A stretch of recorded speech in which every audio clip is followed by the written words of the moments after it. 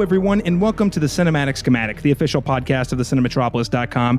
I'm your host, Caleb Masters, and for this month's entire main episode, we're not going to be doing multiple segments per the normal, but instead we're going to be talking about the upcoming 2019 Academy Awards. We're going to be giving our overall reactions and impressions, both for the show overall and the nominees, before we actually jump into making some hard predictions on several of the year's hottest categories. I think for each category, we're going to me and each of our guests are going to be looking at talking about what film do we think is going to win versus which one's our favorite, or maybe they're a little different. Looking forward to talking about that.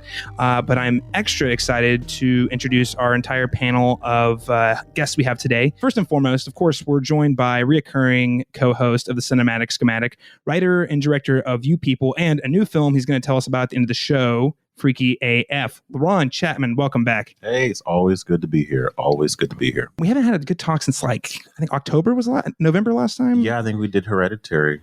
Or Halloween. Was it Halloween? You're right. Yeah. It was Halloween. You're right. It was Halloween. Well, it's good to have you back on the show. Absolutely. We're also rejoined by a guest who joined us last year from our 50 Shades Freed review, Chelsea Ratterman from Geek Girl Features, also recently voted in as a member of the Oklahoma Film Critics Circle. Chelsea, welcome back. Hello. Thanks for having me.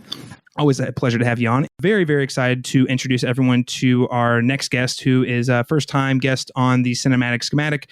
You've probably read some of his work online over at Collider.com. He's written a ton of stuff about this year's Oscars shows, has delivered all the takes, and I've read most of them. So I'm very excited to welcome Adam Chitwood, the deputy editor of Collider.com and another member of the Oklahoma Film Critics Circle, to the show. Adam, welcome. Hey, thanks for having me. All right, guys. So before we get into our actual reactions, I do want to remind our listeners out there that they can find this along with all of our Oscar-related content over at thecinematropolis.com. You can find all of that at thecinematropolis.com, or you can hit us up on Facebook at facebook.com/thecinematropolis, or on Twitter and Instagram at thecinematrop. And of course, as always, on your favorite podcast service. So without further ado, guys, let's go ahead and jump right into this year's Oscars. I just want to get your take. Are you guys looking forward to the Oscars? If so, how do you feel about the show and also the nominations? Adam, we'll start with you on this one. Yeah, I mean, I have a love-hate relationship with the Oscars. I grew up watching them. I love watching them every year. They are as infuriating as they are delightful. This year in particular, it feels like the producers have no idea what they're doing. We know that very specifically last year, ABC sat down the Academy and was very upset with last year's ratings and basically forced them to get a show down to 3 hours. Also lightly suggested the popular film category, also lightly suggested cutting categories out of the telecast. So we're seeing all of that come to pass, and that stuff really irks me because I don't think the Oscars should be a television show. I think it should be an award ceremony. It's one night a year. Let it be long. Like, it's just celebrating movies. Just let them celebrate the movies. Aside from that, though, I think the nominations reflect an Academy in flux. Cheryl Boone Isaacs, the former president of the Academy, made very strong strides to increase diversity in the Academy. They had huge numbers of invites over the last few years of a lot more younger voters, more diverse voters. And I think we're seeing that kind of reflected in that the nominations aren't necessarily following some of the patterns like we normally see, like someone like Marina de Tavira getting a supporting actress nomination for Roma. There was really no precedent for it. She wasn't nominated for a SAG award. She wasn't nominated for Critics Awards. It was just the Academy choosing to honor this performance, which, as someone who has covered the Oscars professionally for a long time, seeing some of these stats fall away is interesting because you usually kind of had a pathway to follow. But there's some interesting choices like that. There's some less interesting choices like Green Book and Bohemian Rhapsody that I'm not too thrilled about.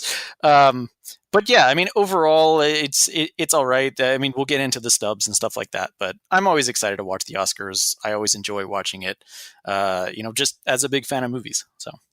Yeah, I think that's a great note to leave off on, because at the end of the day, like, I feel like, at least for myself, you have like a love-hate with the Oscars every year, because it's always like, I want you to be better because I care so much about what you mean as an award show and how it reflects where movies are today, where they're going to be out tomorrow. And I know it's like one of those things, it's like every year I just want it to be a little better. This year in particular, though, I feel like that's been heightened a little bit. LaRon, you're nodding a lot over here. So what's your take?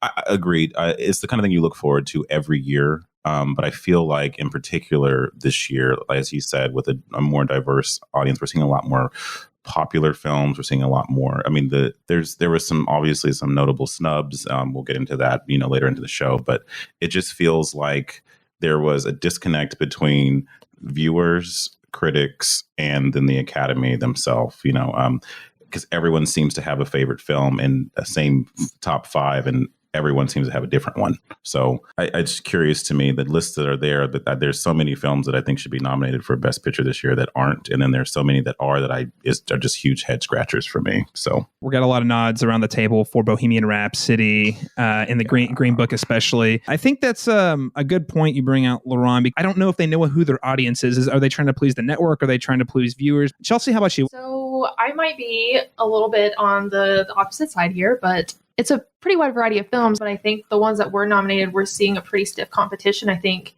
even seeing, things coming out of the SAGs and the Directors Guild and everything like that, we're not going to see a pattern, I don't think, because the Academy has invited so many different people that potentially the votes that came out of SAG that, they didn't have the influx of diverse voters like the Academy's going to have. And I think we're going to see a winner that's going to be very different potentially than. That is true. I mean, I feel like maybe we're going to see a lot of surprises because I right now have no concept as to what the front runner is. And every year there's one or two. I mean, I know we said Bohemian Rhapsody and Green Book, but for the most part, it's unclear to me in every category who the front runner is, with exception of a few obvious ones. But, in general, I have no idea. Normally I'm like, I got this in the bag. Usually it seems like if you just follow the Guild Awards, you have a really high probability of being able to guess what all the picks are going to be. But it seems like the Guilds this year were kind of all over the place. All over the place. Yeah. I mean, again, Bohemian Rhapsody and Green Book being favorites, but yeah.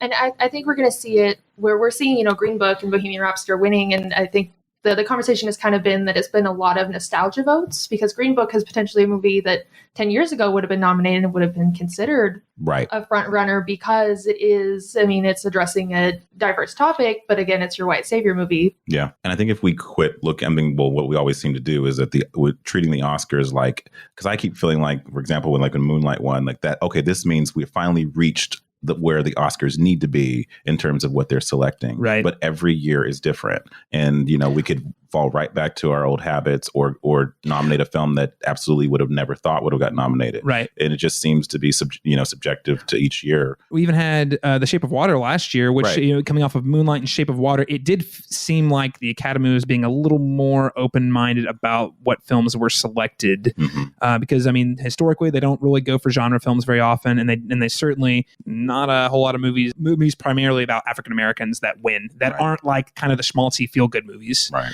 So I think that's a great point. But let's go ahead and move on to the snubs. I'm just going to throw this out there because I saw First Reformed at South by Southwest last year, and it's one of those movies that it was so powerful. I didn't know how I felt about it for like a solid week. I was chewing on it for a week, but there was one thing when I walked out, and then of course I saw it a second time and came to my senses, and I said, "This thing's a masterpiece, probably my favorite film of the year." And it's not everyone's favorite, but it was a film that I think stood out amongst the crowd last year. But one thing I knew for sure was that Ethan Hawke was tremendous. It was I feel like it is a career-defining performance for an actor that's generally underappreciated. The biggest snub for me was the fact that he didn't even get a nomination. Now the wins, I think that's a little more up in the air. I don't think I would have been quite as frustrated or disappointed, but the lack of nomination even, to say that he's in the same leagues, he's in the leagues of one of the greatest performances of the year, I just think that's a huge bummer. Now when you feel like you're backing a horse so strongly and you feel so strongly about someone even getting a nomination when they're not nominated, I'm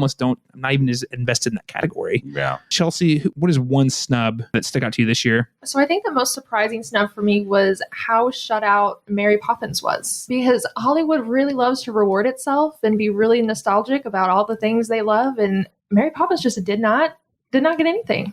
Didn't get any love. No, no Emily Blunt. No, nothing. No. Yeah. It's surprising for how on the head Mary Poppins really was in terms of trying to really tonally match the original. It was just kind of a little shocking to me. It did get Best Original Score nomination. Right. Of all the things, that's relatively minor compared to, it didn't get nominated for any of the big prestigious awards. Right. Adam, how about you? Did you have any surprises or snubs that really stuck out to you this year? Yeah, there were a couple. I guess the big one for me was Bradley Cooper not getting in Best Director, which he seemed like a shoe-in there. that director's branch just has some weird thing about actors turned directors. I don't know if it's jealousy or what, but I don't know how you look at that movie and think, it's not one of the best directed movies of the year. If you look at the shot choices, the composition, the editing, every single approach to that movie just blew me away. So I was pretty shocked about that. Although I will say on the flip side, I was kind of delighted to see Pavel Pawlikowski nominated for Cold War. Yes, so it was yes. an upsetting snub, but also kind of fun to see Pavel getting in there.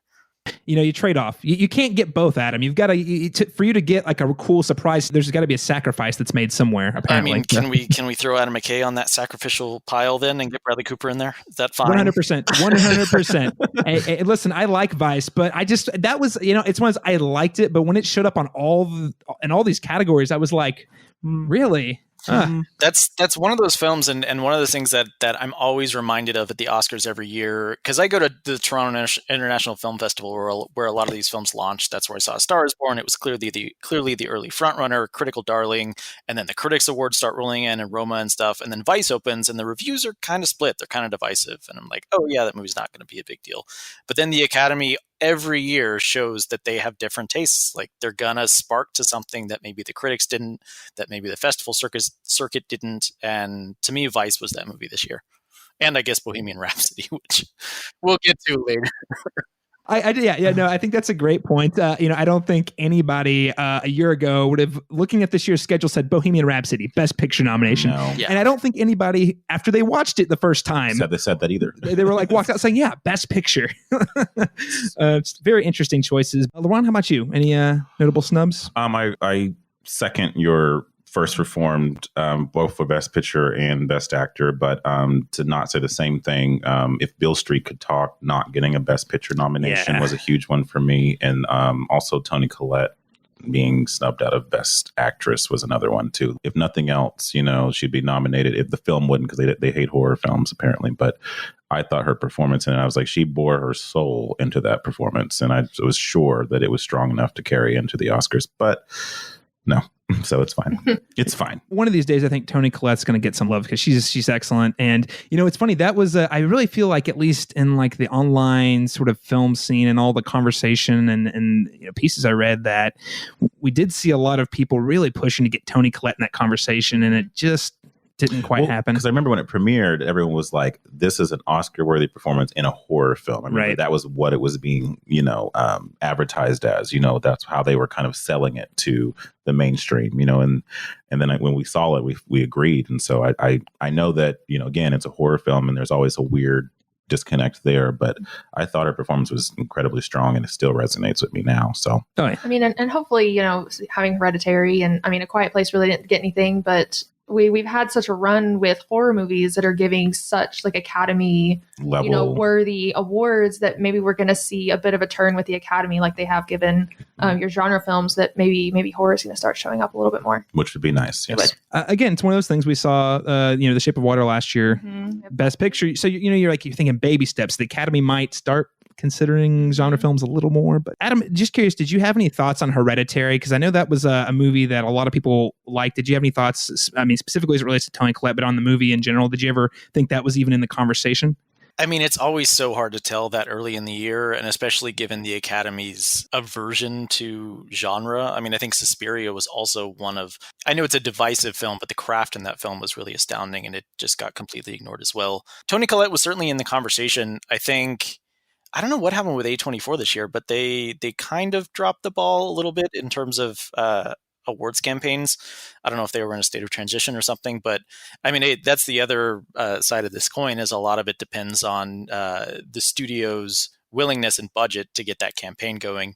And I did feel like Toni Collette got kind of lost when it came time for the awards in like November, December, whereas Disney, they hired a top-notch Oscar campaign strategist in, I think, March of last year, and have just been shelling out tons of money to keep that going, and it worked. They got Black Panther in the Best Picture category, which we'll get to that later. Before we actually move into our predictions, one last question I wanted to ask the table. We've already mentioned several of our grievances. One of them, though, being the host. This seemed to be a really hot item. So I want to get your take, Laurent.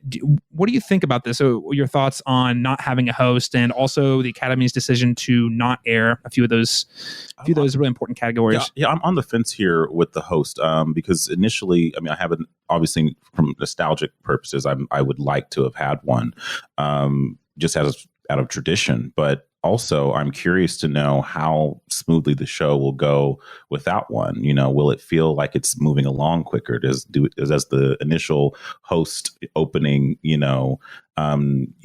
bog down the experience? I don't know. I'm curious to know. Chelsea, do you have any thoughts?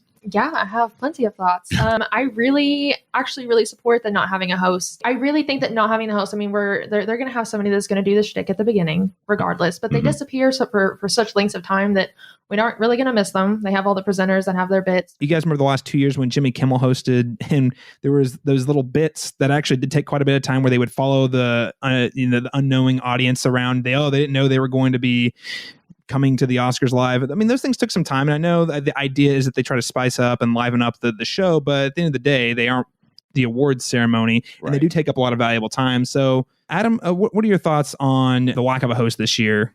They clearly didn't plan it. I mean, Dwayne Johnson went public and said he was the first person approached to host the Oscars. But with these actors' schedules, you have to get them early. It's really hard. I guess I'm fine with it. I think it's a job that nobody wanted. I know they went after a lot of people who turned it down. My favorite kind of Oscars host is kind of like a showman, like Hugh Jackman. I think he's one of the best hosts we've ever had. Someone who can kind of like liven it up. I don't love the whole, I mean, you can kind of go two ways. You can go the Jon Stewart route, where you're playing towards the people at home who understand this is kind of silly that people are kind of giving out awards. Or you can go the other way, where you kind of play up the sentimentality of the Oscars and stuff. Each one has its place. It's just hard. I think it's just a really hard thing.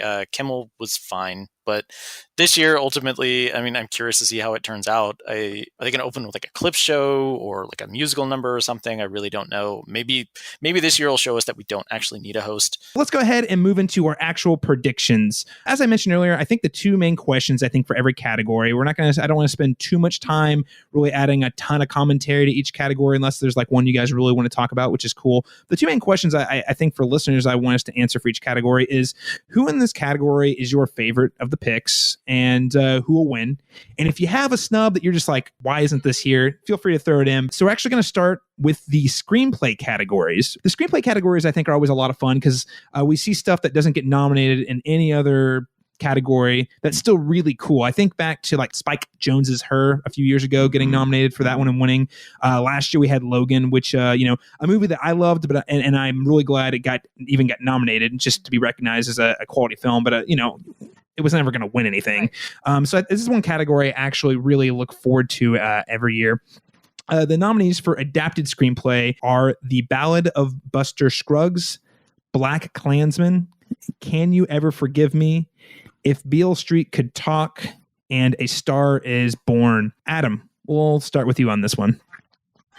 This is actually one of the categories I'm very happy with. I love all of these scripts and all of these movies. So it's kind of tough. I think this one is actually between Black Klansman and If Beale Street Could Talk. I am probably going to change my mind. I haven't decided yet on this one. Right now I have Black Klansman, but it could very easily be Beale Street. I went with Black Klansman because that's what the BAFTAs went with. And I've been using the BAFTAs as a barometer a lot recently, because they switched their ballots to more reflect what how the Academy votes. They use a preferential ballot for Best Picture and stuff like that. So they can sometimes lead the way. They can sometimes lead you astray. But yeah, right now I have Black Klansman, which would be a very deserved Oscar for Spike Lee. By the way, hats off to Spike Lee, finally getting some love all Absolutely. around. That's really exciting. Yeah, 45. He just single-handedly, kind of created urban cinema, and then he's just like, yeah, in 2019, we're finally like, hey, give this guy some recognition. Like, he's done a couple of things. Well, great point, Laurent. Let's go ahead and pass it to you. What are you thinking for adapted screenplay? I agree. I think that this category, I'm actually very happy with all of the ones that are nominated here. But if it was up to me, I would go with If Beale Street Could Talk, mainly because I don't think it's going to win anything else. And so even though that I'm saying that as a consolation prize, it's absolutely deserving of one. And I think Barry Jenkins obviously illuminated that script very well using James Baldwin's really beautiful words, so I think it was a very well adapted screenplay. So that would be my hands down pick. Chelsea, how about you? What are you picking for adapted screenplay this year? This was a really interesting category, and I think it's going to come down to BlacKkKlansman or A Star Is Born for me. They were both pretty relevant, I think, by the time that they were released. I think it's going to be A Star Is Born because it's going to honor a little bit of Hollywood, and they made it socially relevant with the addiction turn and the whole ending of it. So I think it's going to be A Star Is Born. Okay. Yeah. Definitely like a great way to immortalize a story that's been told a few times before. And if Bradley Cooper can't get a director nomination, at least he can get a chance at the screenplay. Yep. I think I'm also going to go ahead and throw my support behind BlacKkKlansman. This is a great category. I think every single film in this category is really strong. Can You Ever Forgive Me was a really surprising film for me. I loved it. And I thought the writing was top notch. It was powered by incredible performances. BlacKkKlansman, when I went my top 10 last year, ended up at my number 2. I don't know. By looking, I made that like a month or two ago, so now it's probably different. But it was a movie that really impacted me, and I think it struck a really great balance between the humor and the drama, the satire, and also beyond the satire, just being a critique and observation of the racism and how what existed in the 70s is still reflected in today. That ending swung for the fences, didn't work for everybody, worked really well for me. I'm not sure, this movie got nominated for a bunch. I'm not sure how many it's going to take home, but I think if it takes home any, I think the screenplay would be well deserved. Let's go ahead and move on to original screenplay, where the nominees are The Favorite, First Reformed, Green Book, Roma, and Vice. And Chelsea, we'll start with you on this category. This is a really hard one because I love The Favorite. Yes. I love The Favorite, but I think that we're going to see the trend potentially with this one and see a Green Book win, which breaks my heart. So Laurent, for the life of me, I don't know why it would be Green Book. I don't. I feel it feels like the most generic, basic. Like we've seen this movie a million times done better. But it is winning a lot of these huge festivals and a lot of these award ceremonies. So I'm going to say that's probably going to win. But if it were up to me, First Reformed deserves that script. That's that original screenplay award. And since it's the only thing it's nominated for, I also again want to let's double down on saying it gets one award this year. And if it's the only category it wins, because it is the only category it's in, I would be happy with that. So okay, all right, Adam, what do you think? I've got The Favorite down to win this one. BAFTAs went with Favorite, and I'm hoping that means that Green Book doesn't get this. It may just be my wishful thinking. Yeah, I could very easily see Green Book winning this, or it could be a thing of like American Hustle got a ton of nominations a few years ago, and everyone was like, "Oh, the Academy loves American Hustle," but it didn't win anything. So it's possible it goes that way. I agree. I think First Reformed is probably my favorite script out of this bunch. Great observations all around, and I'm going to go ahead and favorite First Reformed. But I also, I'd honestly be really satisfied with The Favorite and First Reformed. I think The Favorite is Yorgos Lanthimos' most accessible movie to date, and I think it's because he had an exceptional script to work with. The writing in it was it was snappy. It had all those idiosyncratic beats we love from that director. Yorgos Lanthimos is a very special director, so to have a script from someone who knows how to write to his strengths, I think is really special. One other note too, and I know this is going to become a common theme. I want to say it was Deadline or Vulture wrote a piece of detailing the history of like the Oscar air quotes villains, and they talked about like La La Land versus Moonlight a couple years ago, and everyone was like, oh my god, can't be La La Land. And I know even going back to The Revenant a few years ago, everyone's like, oh no, The Revenant got a million nominations, it's going to win everything. But I think to Adam's point, American Hustle is a great example of just because you get a lot of nominations doesn't mean you're actually going to get the wins. So I think that's something when everyone's making their predictions ballots on Oscar night, something to consider as well. LaRon, on original screenplay, I'm with you. First Reformed got nominated for one category this year. Let's give it the one award. Which takes us to another really important category, cinematography. Now, I put this here. I actually drafted the show notes before the announcement had rolled out that it wasn't going to be televised. So I'm just going to say we're going to take extra time to talk about how great the cinematography was this year. So the nominations were Cold War. We had, I'm going to butcher this name, Lucas Zal for Cold War. You have Robbie Ryan for The Favorite. You have Caleb Deschanel for Never Look Away, Alfonso Cuarón for Roma, and Matthew Libatique for A Star Is Born. Adam, we'll start with you on this one too. Do you have any particular opinions on cinematography? I have lots of opinions on cinematography, always. But this category, I spoke earlier about the changing academy. I think this category speaks to that. No one that I follow a lot of Oscar prognosticators, no one had Caleb Deschanel for Never Look Away. No one had seen that movie. So it's kind of neat in a way that like the cinematographer's branch was just like, we like this movie, we like this cinematographer, here you go, here's a nomination. Although it was a bummer to see James Laxton not nominated for Beale Street Could Talk, or Lena Sandgren for First Man, which I thought was exceptional as well. Or, one of my major picks was Rob Hardy from Mission Impossible Fallout, but that's neither here nor there. I was looking to see if Cuarón would get nominated in this branch by the cinematographers because he is a director. He doesn't even have any guild recognition with cinematographers. He famously took this movie over from Emmanuel Lubezki, who was supposed to shoot it and then had to leave due to scheduling difficulties. But the fact that the cinematographers felt like confident enough to put him in there, I think he's got the win. What he does with just the form in this movie, cinematography wise, is pretty insane. But I also really love Maddie Libatique's work in A Star Is Born. I think it's easy to overlook, but the specificity of shot composition in that film, I think, is really impressive. And the design and a lot of the lighting that he comes up with. So I think that A Star Is Born may be my favorite, acknowledging the fact that Roma is like groundbreaking cinematography. Well noted. I think that speaks to, not to get too off the beat, but when I made my top 10 this year and I looked at my entire list, Roma did not make my top 10, but I felt guilty because you're saying that I'm like, this movie is a masterpiece. And I think this kind of, I have the same feeling about the cinematography here, which is it is exceptional. And what Cuarón has consistently done with the cinematography, going back to Children of Men, and we saw Gravity a few years ago, is he's really pushing the envelope on what can be done with the camera. You acknowledge he's fantastic at his craft, but at the same time, I have that same feeling where I think The Favorite's probably my favorite in this one, in this particular category, just because I really like how experimental some of those shots got, even if I think, to your point, Roma is the clear front runner and also well deserved. Chelsea, what are your picks for cinematography?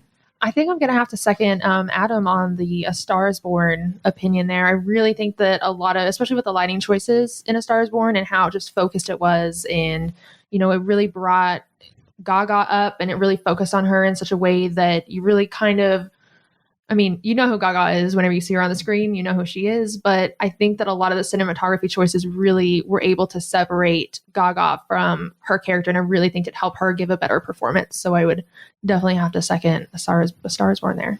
Excellent. So that's 2 for A Star Is Born. LaRon, what's your pick? Okay, so my favorite one is A Star Is Born. It's not one I saw getting nominated for cinematography, but I agree with you, having seen it 4 times in theaters now, that is one aspect of the film that I did not pay attention to the first couple of times, but by the 3rd or 4th time, I did really notice just how beautifully shot it is. And so I think it's absolutely deserving to be in this category, but not one again that I thought would be, that would likely be there. But I think personally, it would be between Cold War and Roma for me, with leaning more towards Roma for just holistically for the film. But so I see Roma taking this award for sure. Okay. All right. Great picks all around. I think at the end of the day, any one of the films in this category winning I'd be pretty satisfied with overall. So it sounds like we all pretty much like everyone. That takes us to Best Documentary Feature. So the nominations for this category are Free Solo, Hale County, This Morning, This Evening, Minding the Gap, Of Fathers and Sons, and RBG. I don't want to spend too much time talking about snubs, but I just want to acknowledge that the one that everyone I think was expecting to see here was Won't You Be My Neighbor. So that not making the list, a little bit of a surprise. Apparently no one wanted to be his neighbor. Ooh, Ouch. man.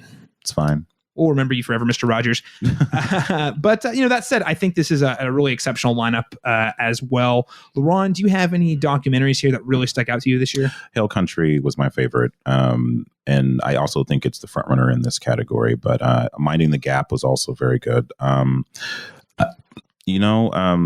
RGB seems relevant to the current political climate, but again, I don't think those are the people nominating these films. So I think that it'll be between Hail Country and Minding the Gap, but leaning towards Hail Country. Okay, Hail Country. All right. Adam, what is your pick for best documentary? Hail County, sorry. Minding the Gap is my second favorite film of last year. It really blew me away. So that's my favorite of this bunch. I don't know, this category is weird because a lot of times the Academy voters will vote for the movie that makes them feel good or the movie that's more entertaining rather than the movie that's more important, like 20 Feet from Stardom won over The Act of Killing, like Amy won over Cartel Land. Not that the winners are bad films, but they kind of have a type. So I have a feeling it might be Free Solo or RBG. And I have mixed feelings on RBG. I think portions of that documentary are good, but portions I'm not super crazy about. Namely the whole, let's talk about millennials. Anytime they bring that into a documentary these days, I'm like, you always roll your eyes. You sneer a little bit. Yeah. But I've seen a lot of industry people and actors especially really responding to Free Solo. It's kind of an inspiring story. It's kind of a jaw-dropping story, and I think they've done a really good job of marketing that one. But honestly, it's kind of a toss-up. I could see any one of these 5 films winning. But my pick right now is Free Solo. All right. Chelsea, what is your pick for documentary? I really think Adam and I are going to be sitting on the same side of the table on a lot of these at this point. So I think my pick to win this one is Free Solo. It was just so intense and, so inspiring that I think that a lot of the Academy voters are going to respond to it. I actually just recently saw RBG, and I think that one's a little too problematic considering the political climate that we're currently in. So I don't think that one's going to win, but I did love it. Yeah, I think you and Adam do raise a really great point. I'm also going to echo you and Adam. My personal pick is Minding the Gap. I think that was a really powerful documentary, just telling the story over so many years and seeing how true to life this story is. And it was funny because Mid-90s came out over this year, and I saw those within a week or two of each other. I want to say it was super close together, and I was like, wow, well, sorry about you, Jonah Hill, but there's a cool drama you made, but also this other things over here is actually the real deal. For sure. But I do think Free Solo had an incredible marketing campaign. I've seen that documentary. It's had legs. It's been around for a long time. Going back to this being a year where it seems like they're leaning more into what feels good. I think Free Solo is going to be the front runner there.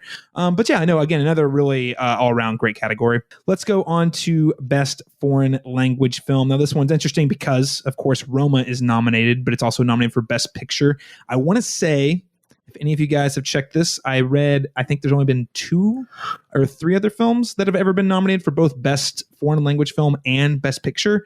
So you get into kind of one of those, you kind of get into one of those, if it wins Best Foreign Film, will it win Best Picture, and vice versa? Can it win both? But the total rundown on the nominees are Capernaum, Cold War, Never Look Away, Roma, and Shoplifters. Chelsea, we'll start with you on this category. What is your pick for Best Foreign Language Film? So my pick is going to be Roma. Saw it. It was absolutely amazing. A lot of the choices that Quaron made were just inspiring. Honestly, they were inspired. So I really think that they're going to look at Roma for foreign language, and I really think that that's going to make it a better contender for Best Picture, because I think seeing a lot of crossover with the diversity that we're seeing coming into the Academy, that we're going to be seeing more crossover in these categories. Yeah. Very cool. LaRon, what about you?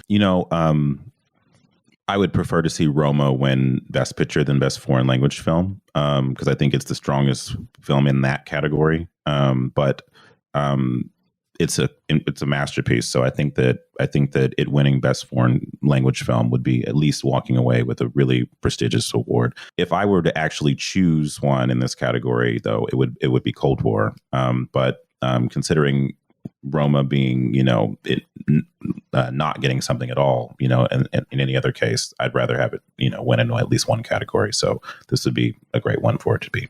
Okay, so you're thinking it's going to go with Roma, but my heart says that Cold War should win Best Foreign Language Film, but that Roma will. Okay, yeah, and I'm fine with that too. Good observations, Adam. What are your picks for Best Foreign Language Film? I have Bohemian Rhapsody. No, I have Roma. It's hard for me to think that someone would mark down Roma as Best Picture and not mark it as Best Foreign Language Film, but I would not be upset if Roma won Best Picture and Cold War won Best Foreign Language Film, because I think Cold War is also really impressive. Yeah, Cold War, top-notch film. I don't know. It did start to get a little more traction and playtime at the end of the year, but a film that didn't get a huge marketing push, so hopefully some of our listeners out there, Cold War, I think we around the table, we're all in agreement that Cold War is a really exceptional film that must be seen, so make sure to check that out. I'm gonna break from the table a little bit on this one. I do agree that Roma is almost certainly going to win this Best Foreign Language Film because it's also nominated for Best Picture. I actually thought Shoplifters was incredible, and I have a soft spot for films set in Japan, so that bias is there.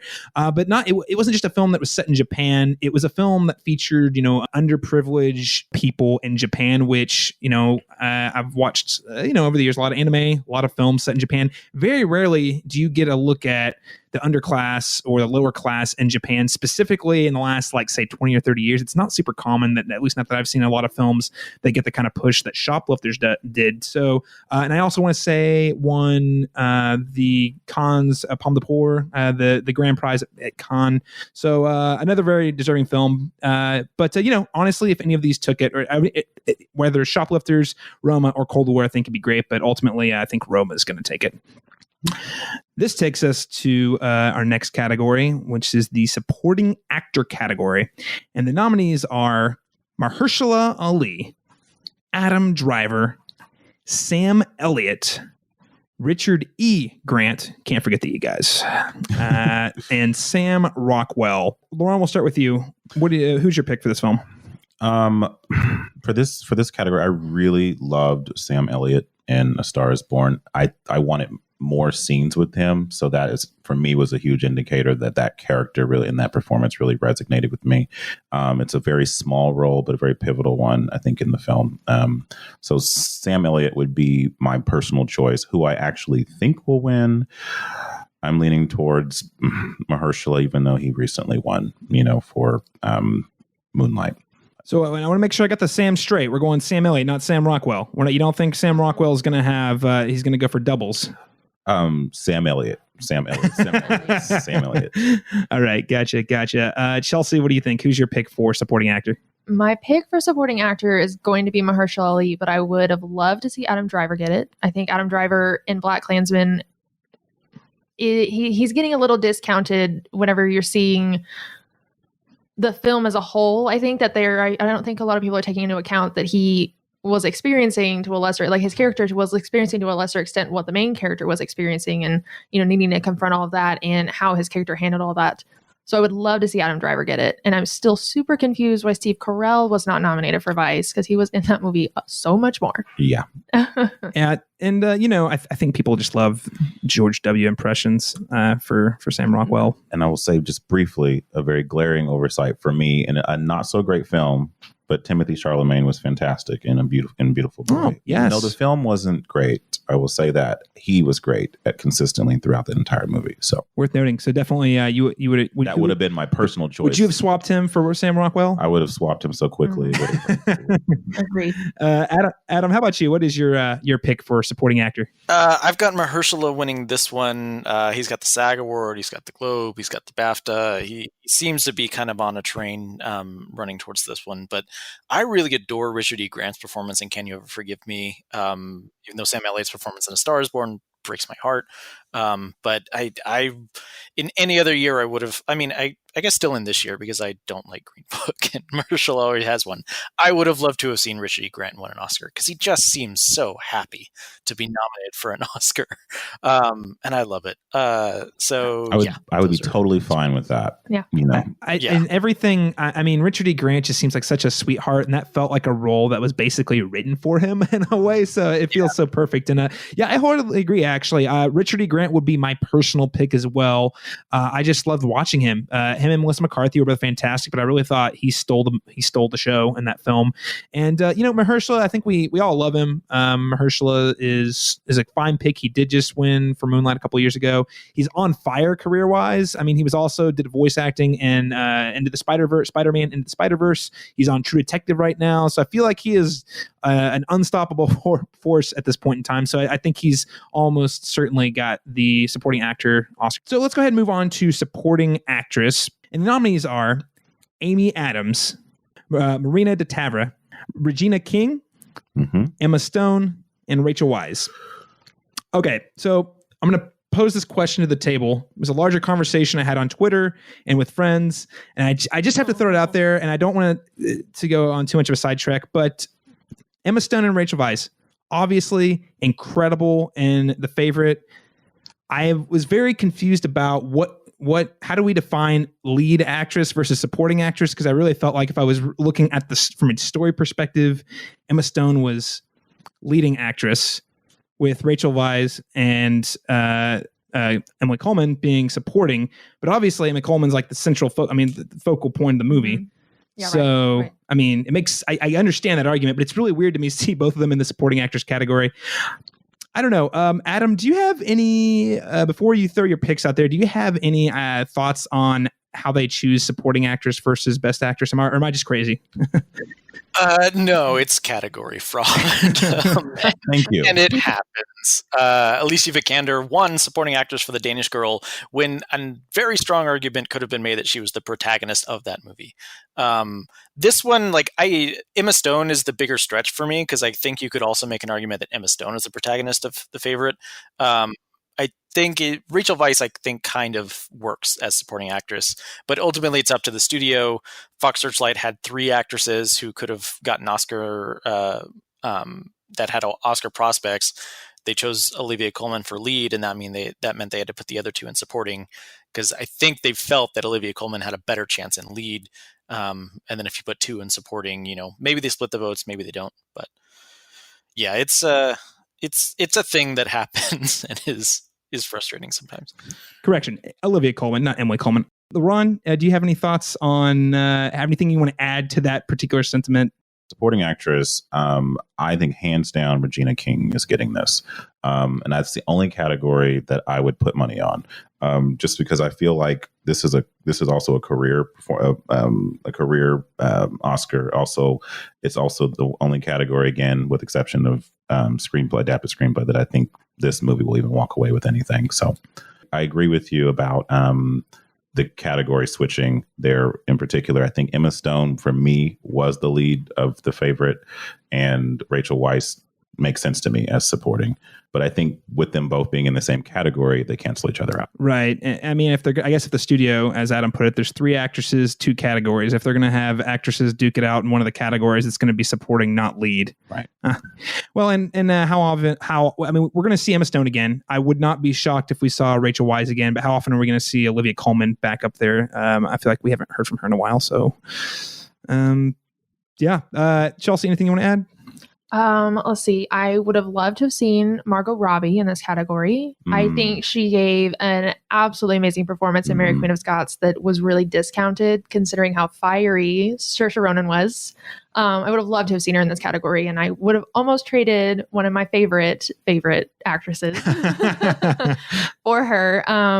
But I think for this category, I would love to see Emma Stone win it. I really think that her role in The Favorite and how just so subtly shady she was throughout the whole thing was just great. I loved it. Yeah. I think Regina King has my pick as well for the winner. I mean, it is a really breathtaking, top-notch performance. And she's one of those like Viola Davis, Octavia Spencer, just people who have been around for 20 some odd, 25 years, doing great, consistent work. And this is just like long overdue, but definitely a worthy performance and a great film. So let's move on to film editing. So the nominees here are Black Klansman, Barry Alexander Brown, Bohemian Rhapsody from John Ottman, Green Book, Patrick J. Donvito, The Favorite, Yorgos Lanthimos, and we have for Vice, Hank Corwin. Adam, do you have any particular picks for film editing? I do. I will say this is the category that most boggled my mind when the nominations were announced. I don't know how you look at Bohemian Rhapsody or Green Book for that matter and nominate them and not A Star is Born or Roma or First Man. That aside, I'm really hoping it's not Bohemian Rhapsody. Bohemian Rhapsody got the Ace Eddie Award, which is the Editors Guild Award, but BAFTAs went with Vice. I'm going with Vice. BAFTA matched a couple diversions from the Ace Eddie Awards, Hacksaw Ridge and Whiplash. So I'm picking Vice. I don't necessarily think it's the best editing of the year. Out of these picks, I guess I would go with Black Klansman. Again, I think this category is baffling because I think some of the best editing of the year isn't even represented here. But there seems to be this narrative around Bohemian Rhapsody that John Ottman, quote unquote, saved the movie, given that Bryan Singer was fired and everything. But I don't see how that makes sense. Bryan Singer almost finished the movie, and I don't know if they're trying to keep the secret or not. He was on the movie in post and finished right. it. So like he saw it through. It was the normal process. But yeah, I would not be shocked to see Bohemian Rhapsody win just because of this narrative that, it was such a troubled movie and it turned out so well and let's give it to this guy. But I'm picking Vice as my official pick. There is a lot of controversy with Bryan Singer this year we haven't talked a lot about, but Chelsea, what are your picks for film editing? I have lots of thoughts. I don't even know. I think that Vice is going to win this one because I think it was just so oddly edited that it really just kind of hits you in the face. Loved Black Klansman and really loved The Favorite. Again, just loved The Favorite. I think that how they framed Abigail throughout the whole movie, that they really tried to frame her as not the snake she was. And then at the end, and it's just the editing really, really was what led you to kind of have the conclusion that she wasn't, and then she was. So, but I think it's going to be Vice because it was just so weird. The flashiness of Vice's editing, I think. So everyone who watched it's going to know they saw capital E editing, So I think that has my vote as far as like likely pick as well. But Black Klansman, man, throw it a bone. I'd love to see it get a win. But yeah, I agree with Adam as well that the best edited films of the year weren't even on this list generally. Laurent, what is your pick for film editing? My favorite two in this category are Black Klansman and The Favorite for editing. I'm leaning more towards The Favorite being like a tick or two better, but I think that for sure this looks like a Vice win. That seems to be that category for that. So for maybe people who aren't as familiar with the difference between sound editing and sound mixing, if you're any listeners out there and you always wonder, man, why are there two sound categories? Sound editing is actually how the sound is edited and placed into the movie, versus mixing is where they get really inventive with the sounds and instruments, and there's a lot more work on the digital front with that one. So we're going to go ahead and move on to sound editing. The nominees are Black Panther with Benjamin A. Burt and Steve Bodecker. For Bohemian Rhapsody, we have John Warhurst. For First Man, we have Eileen Lee and Mildred Morgan. For A Quiet Place, we have Ethan Van der Ryan and Eric Adel. And then for Roma, we have Sergio Diaz and Skip Leavesey. Laurent, any thoughts on sound editing? I think that sound was first and foremost the most important thing in A Quiet Place. So I would love to see A Quiet Place walk away with that Oscar. But that being said, I think Roma and First Man were equally great. But I think A Quiet Place, being that sound was the most unique element of that film, it would make sense for that. Yeah, yep, wholeheartedly agree. Adam, what are your picks for sound editing? Traditionally, this category seems to go to like big, loud movies, so I'm going with First Man here. I also think it's deserving for First Man. But my pick for should win is probably Roma, which ironically, the sound design of that movie was like super experimental and crazy and had this Dolby Atmos mix, and everyone watched it on their TVs and didn't get to experience it. So I did hear it at the Toronto National Film Festival is where I heard Roma. I thought some people were talking behind me, but that was just the sound mix. You were supposed to feel like you were in like a market. But I don't know how many voters ever actually experienced that actual sound mix for the film. So you mean you didn't watch Roma on your Nintendo 3DS through the Netflix app? I did not. All right. Yeah, I think I'm going to second the pick for First Man.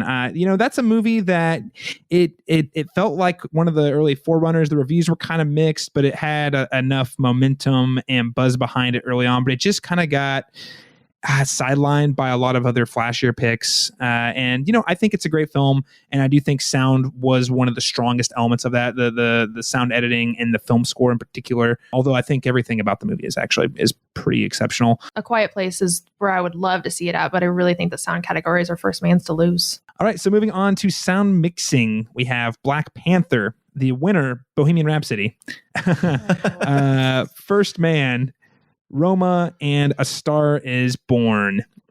Chelsea, what is your pick here for sound mixing? Again, I think sound is First Man's to lose. I would love to see A Star is Born in this one because I think the utilization of the different venues that you had the club, you had the small bar, you had the large stadium. I think that the editing and the mixing that went into A Star is Born to really make it's immersive, but they were able to really kind of even it out so it didn't seem too different. I think I would love to see A Star is Born get it. Yeah, that's great. Yeah, I think a lot of people forget, like, when it comes to like these more music-driven films, that there is quite a bit of really impressive sound mixing that goes into that as well. LaRon, what is your pick for sound mixing? First Man for me takes this, but my personal choice is also A Star is Born for sound mixing. Just again for the variety of different venues, the incorporation of live music versus just singing in a restaurant or just there's a lot of different elements used very effectively in that film. So yeah. Okay. Adam, do you have any additional thoughts or picks for sound mixing? Yeah, I also really loved the sound in A Star is Born. This category is a weird one. I mean, when musicals are nominated, sometimes they win, like Les Miserables. Sometimes when musicals are nominated, they lose to a big, loud movie, like La La Land losing to Hacksaw Ridge, or Inside Llewyn Davis losing to Gravity. I have a feeling this could be where voters go with Bohemian Rhapsody, just as an obvious way to kind of tick that off. So that's kind of my pick right now. But usually when I try to split the sound categories, I do it wrong or backwards. So it's safer to go. I would be better off going with First Man in both of these categories, and I may change my answer as it gets time for me to do my official picks. Hey, listen, it's safe. If you pick it for both, it's safe. Your chances are very high it's going to be one of those two. So I think that if you're going to play the nice conservative safe route on your ballot, I think that's the way to go. My picks are, this is tough. I do agree with Adam. I think I'm going to roll with Bohemian Rhapsody getting the win. I do wonder if Black Panther could be a category it comes through for. I'm not sure. Yeah, I just have that feeling like that might be kind of the dark horse of this particular category. Honestly, if I was going between Bohemian Rhapsody or Star is Born, and my personal pick, Star is Born would have it hands down. But I think Bohemian Rhapsody is the safer pick here. Moving on to actually one of my favorite categories is Best Original Score. Now, before a little shameless plug before we actually get into this category. So Alexandra Bohannon, the host of Soundtrack, and I are going to be doing another follow-up episode that is going to specifically dive into the film scores for each of the nominees this year, and basically just add color commentary. Alex is going to talk a little bit about what we know about how it was written and made, and we'll also just kind of throw our own opinions about which ones we like the best. So check that out. That's Soundtrack, and if you want to make sure that particular episode will probably about 30 to 45 minutes long, you make sure you listen to it. Make sure to just subscribe to the Cinematic Schematic. With that shameless plug out of the way, Adam, you actually write a lot about film scores at Collider, and I really was excited to hear your pick. So which of these scores is your favorite, and which one do you think is actually going to take home the gold? I do, and I will say I think I jinxed it by interviewing Justin Hurwitz for First Man, who didn't get nominated, and James Laxton, the cinematographer of Beale Street, who didn't get nominated, assuming that they would both be nominated, and I would have 2 Oscar-nominated interviews on the site. So with that out of the way, I have If Beale Street Could Talk winning this one right now, but I could also see a scenario in which Black Panther or Black Klansman wins. It's a really exciting category this year, aside from the First Man snub, which I don't even love that movie, but that score is just so good. But Beale Street, I mean, again, I'll be interested to see how many voters actually watched this movie. If enough actually did watch this movie, I think it could win. But I get the feeling that a lot of voters didn't, given the kind of lack of nominations overall. I also think Ludwig Göransson's work on Black Panther is really exciting and new and fresh, and could be a winner in the vein of kind of when Trent Reznor and Atticus Ross won for Social Network. So one of those two is my pick. Right now, I think I have Beale Street is my will win. Okay, I think that's a good pick. That's the one category I think it has a decent shot at. And I think everyone who saw Moonlight remembers that had a really moving score as well. So I think even though Nicholas Patel has done other scores since then, I think this kind of feels like a nice companion piece to that. So maybe going off of the love, maybe writing the goodwill and love for Moonlight, we might see a win for If Beale Street Could Talk for the film score. Chelsea, what is your pick for original score? So for original score, I'm going with Black Panther on this one. I really think that the Afrofuturism of the entire movie, they really met that goal with the blend of the modernism and the tribalism. And I think that it also really, it realized a lot of Marvel's goals in their scores. They've always kind of been, pointed at as having the pretty generic orchestra superhero scores, and I think we've been seeing this movement towards a little bit more nuanced sound and scoring in their movies, and I think that this is they finally realized it. I do feel like this is one of the more innovative Marvel Cinematic Universe scores by a long shot, because I actually have been on the record on this podcast actually talking about how I generally don't think the scores are very memorable 9 times out of 10, but Black Panthers they got really more experimental with it and took a lot more risks than we normally see, and kind of pushed their, brand guidelines for the Marvel Cinematic Universe scores. So I agree. I think this actually has a pretty good shot at taking home the gold. Laurent, what is your pick for Best Original Score? I also agree with Adam. I think If Beale Street Could Talk is my first pick on this. It's also the one I want to win. I think I could see a scenario where Black Panther could win. I do agree with you. It's very inventive. But I feel like If Beale Street Could Talk has kind of been the score in my heart all year. It's the one that I want to hear the most often. So I'm going to go ahead and put my money on Beale Street. Okay. Man. I think of these, I am going to, I really like Black Klansman's score. I was listening to it actually in preparation for this. I was going through and listening to the nominees again because I think this is, as Adam said, this is a really strong category this year. I really like Black Klansman. It's catchy. It has this sort of weird sense of justice, but with a dark twist because it's not really justice. There's a lot of those themes that I think work its way into the music. If Beale Street Could Talk is certainly the most emotional film score for me this year. So I'm going to roll with that for my personal pick, but shout out because I agree. First Man, A++ score. Yeah. And I was really, really surprised that didn't get nominated. And also from Nicholas Patel, I actually thought the Vice score was exceptional. That was of all things Vice got nominated for, it didn't get nominated for Best Original Score. And that was one of the areas I actually thought it was most exceptional was the film score. Like I've listened to it several times since the movie released. So kind of strange. All right. That'll take us to Best Original Song. Now, I just want to throw out there, guys, we don't have a host to look forward to. We have some music to look forward to, some songs. I cannot wait to see when a cowboy trades his spurs for wings play on the stage. I can't wait to see how they pull this off. Please tell me Tim Blake Nelson's going to get dropped down from the rafters somehow. That's kind of crazy fan dream right there. But I just think this is a really good category. And just to see how the Academy is going to pull off some of these songs on the stage is going to be quite the show. Well, don't worry. They're going to screw it up because Tim Blake Nelson is not performing. Oh no.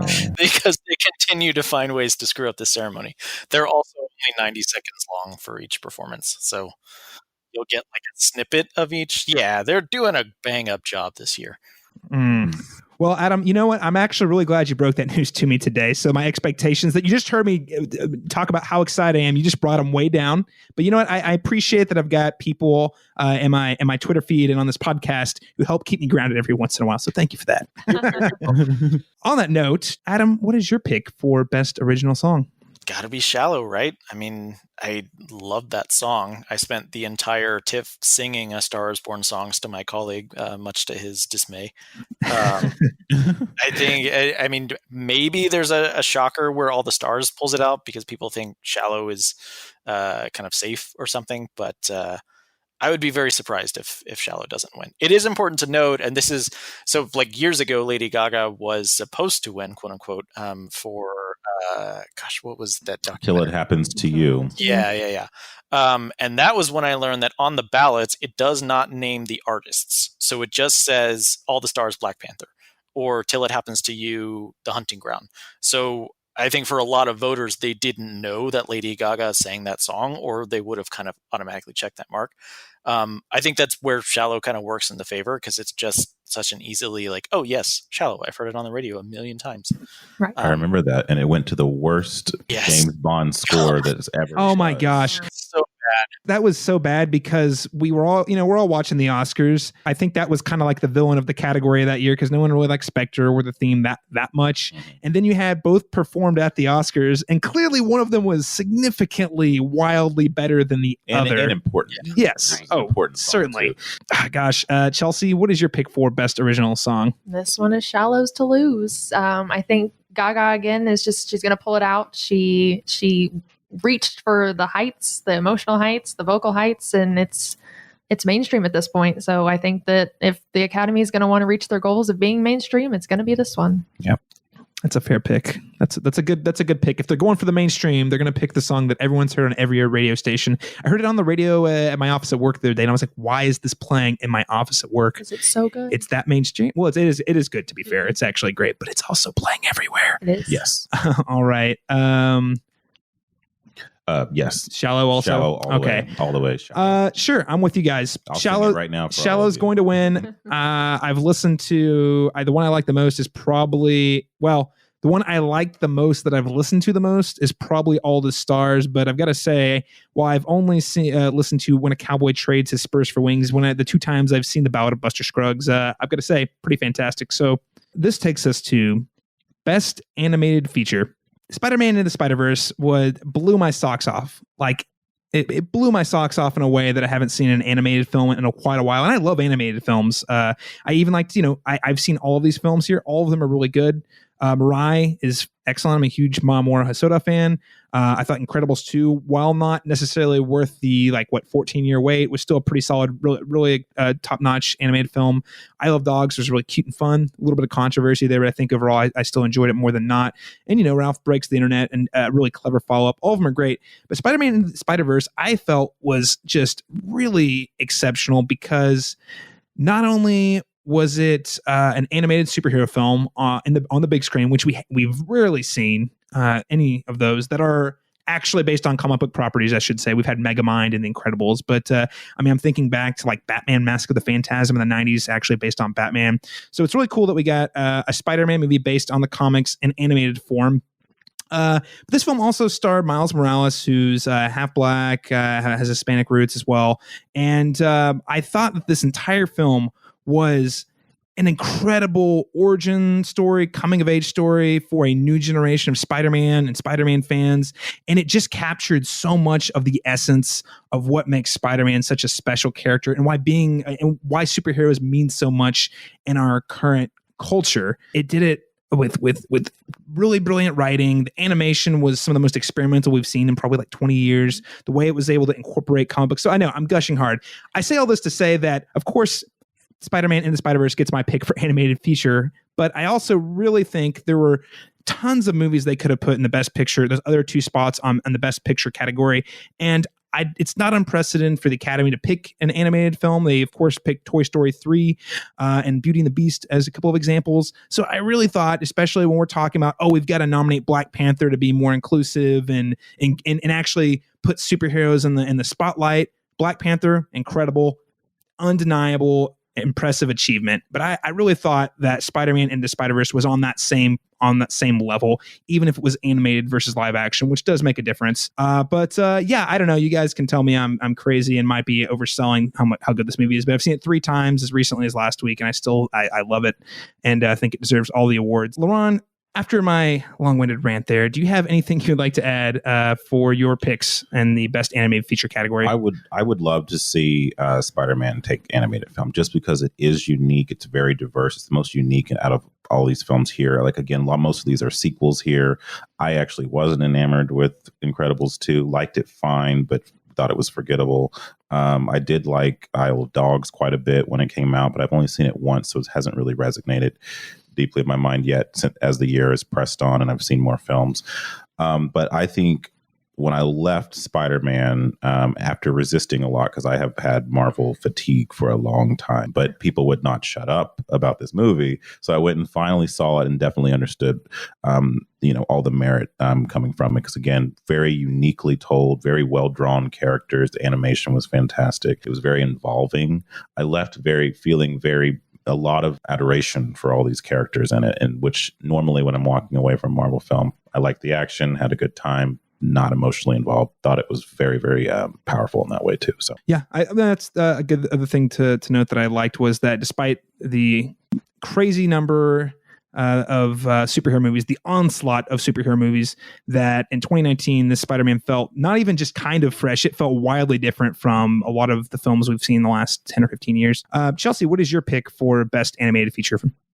I really don't have all too much to add to your gush there. I really think that Spider-Man, it was so inventive in how it mixed the different animation styles that I think it really made it stand out, and introducing Miles Morales to a whole new generation. I mean, really, Peter Parker is really the only one we really associate with the Spider-Man identity right now. And I would love to see it win. I think that potentially it being a superhero movie is why it wasn't included in Best Picture. I don't think that they weren't going to have two in the same year. Fair. We gave you your Black Panther. We gave you one. Yeah, right. Well, and to Adam's earlier point, I'm sure Disney was pushing that marketing far longer with far more money than Sony pushed Spider-Man. But Adam, what are your picks for animated feature film? I've got a bad feeling about this category. I just keep going back to not only the Lego Movie not getting nominated, but in the past 10 years, only one non-Disney movie has won this category. I still remember when How to Train Your Dragon 2 was the big critical darling of 2014, and then Big Hero 6 won, a movie that it didn't seem like anyone was super enthused about. There exists the fact that there are a lot of Disney Academy members. I think they contain, like, studio by studio, I think the majority of Academy voters are from Disney. So I think there's a possibility that there would be a really upsetting upset. Incredibles 2 takes this. I still have Spider-Verse in. I think Sony has done a fine job since the movie came out, kind of pushing it, but I do wish they could have gotten in front of it. I don't know if they knew what they had with it. I don't think they knew how special it was. But I mean, even just on a base visual level, it's so groundbreaking for the animation medium. I don't know how you ignore it, but again, there are a lot of Disney voters, and there's a bit of a same team kind of thing going on there. So don't scream too loudly if Incredibles 2 wins. Again, keeping me grounded over here. I like it. Yeah. Maybe we can count on the spider web of contracts and agreements to confuse, and maybe they will think it's a Disney movie. Yeah. By virtue of it being Marvel. That's a great point. Oh yeah, Spider-Man's in it. That's a Disney character, right? Yeah. Great points all around. Well, let's go ahead and move on. We are getting really hot, really fast, because we are coming up on Best Lead Actor, and the nominees are Christian Bale, Bradley Cooper, Willem Dafoe, Rami Malek, and Viggo Mortensen. We'll kick it to you first. Who do you think is going to take home the gold for Best Lead Actor, and who do you think should be winning this one? If you wear fake teeth, you win an Oscar, apparently. So I've got Rami Malek winning this one. Like Mahershala, he's kind of been running the gamut. He got the BAFTA, he got the SAG. It kind of feels sewn up, which... I don't think it's a good performance. I know that this is a movie that people like. I just don't understand it. I don't get it. It's an impression. It's Rami Malek lip syncing for 2 hours. You can send your hate mail to Adam Jitwood on Twitter. I think Bradley Cooper gave the best performance of the year in A Star Is Born. I think if you just look at him creating a character whole cloth, one that feels lived in and organic, in every single frame, it just feels like he's telling the truth. That performance really blew me away. So that's my favorite of the year. I feel like Rami Malek's going to take it. If not him, probably Christian Bale. I can't remember how many in a row, but it's been a wildly overwhelming percentage of Best Actor winners are people playing real people, which is just the thing that the Academy likes. But when Bradley Cooper comes along and creates a character from scratch, they're like, never mind. So that's fun. Academy doesn't like fake things, even though they're in the movie business, apparently. Yeah. All right, Chelsea, your picks for Best Lead Actor. This one will go to Rami, despite all of my best I just can't believe that they're giving this much love to this movie. So I think it's going to go to Rami. I would really like to see Christian Bale win it because I was just so fascinated by his Cheney portrayal in that movie. He really, portrayed both sides, and really the second side was a side that nobody really associated with Dick Cheney. Mm-hmm. And I don't think he'll win. I think I'd really like to see him win. Bradley Cooper, I think, is a good second option that potentially could knock Rami out, but I think I really like Christian Bale for this one. Okay, so of course, again, Rami Malek, with your personal pick being first Christian Bale and then Bradley Cooper. I think that's a good lineup. Laurent, what about you? So slight wild card here. Nothing matters because Ethan Hawke isn't nominated. Agreed. Correct. Here. But here we are. This is what we have. Breadcrumbs. So I'm going to say here that I would like Bradley Cooper to take it from this category that we presently see. I honestly loved Rami Malek in Bohemian Rhapsody. Did not love the movie much at all, but I thought that was the one element of it that I thought was strong. But I feel like Bradley Cooper would be my personal choice, but I see Rami taking the Oscar, and I'm okay with that. That's for this one category. This is the one you'll give it a pass. The one I'll give Bohemian Rhapsody. Well, I mean, of course, I'm going to second, third, and fourth the table for Rami Malek. I think there's no doubt he's going to take home the gold for this one. I think Bradley Cooper had a ton of emotional depth with that character, so I would love to see him take it. But I will say, in light of Ethan Hawke not being nominated and me still being bitter about it, I did actually find Willem Dafoe in At Eternity's Gate to be pretty strong. I don't think the movie was a home run. It was kind of experimental, which I liked, even if I don't think all the experimentation worked very well. But I did think Willem Dafoe did some great work there in the lead, which we've seen him play some leads before, but he's usually sidelined for movies that get this kind of attention into a smaller supporting role. So maybe not my pick. Maybe my second pick behind Bradley Cooper will be the one I'd want to see win. But I do think Willem Dafoe's performance is worth noting. That takes us to Best Lead Actress. So we have Yalitza Aparicio. See, I'm told you I'm going to say it again, Laurent. Give me the face. Yalitza Aparicio. Thank you. Thank you. I heard him say it earlier. This is what happens when you take Japanese in high school, not Spanish people. Your pronunciation is not that. So, Adam, thank you for blessing us with that correct pronunciation. We have Glenn Close for The Wife, Olivia Colman for The Favorite, Lady Gaga and A Star Is Born, and Melissa McCarthy and Can You Ever Forgive Me? This is an incredible lineup. Yes. This is a great category. I love this all around. Chelsea, we'll start with you. Best Lead Actress. Who is your pick? I still have not made my pick because I cannot pick between Olivia Colman, Glenn Close, or Lady Gaga. I would love to see Gaga win it because Little Monster Heart wants her to win it. Yeah. I think Olivia Colman is a great frontrunner. She has the BAFTA. So like Adam said, I think that it's really counting towards a little bit more towards that. Glenn Close, I actually just caught The Wife. It was kind of one of those ones I hadn't really paid attention to. And then she started winning everything. And I said, let's check it out. And I loved it. I think that her portrayal as the slowly simmering, raging woman was amazing. And it's just so hard to pick. Laurent? Earlier this year, it would have been Olivia Colman. But as the year pressed on, as I saw The Wife pretty early on when it released, just as like a random Saturday night movie that no one was going to go see. And I was blown away by her, and her performance has resonated with me all year. I loved Gaga in A Star is Born, but I really think the nomination is the award for her in this. But I think that Glenn Close was so fantastic in The Wife, very understated performance that culminates to something really important by the end, and also just a career highlight for her. And she's been long overdue for this type of award. So I would love to see Glenn Close walk away with this one. So okay. I think those are great picks. Adam, what are your picks for Best Lead Actress? Yeah, I agree. This is a really great category.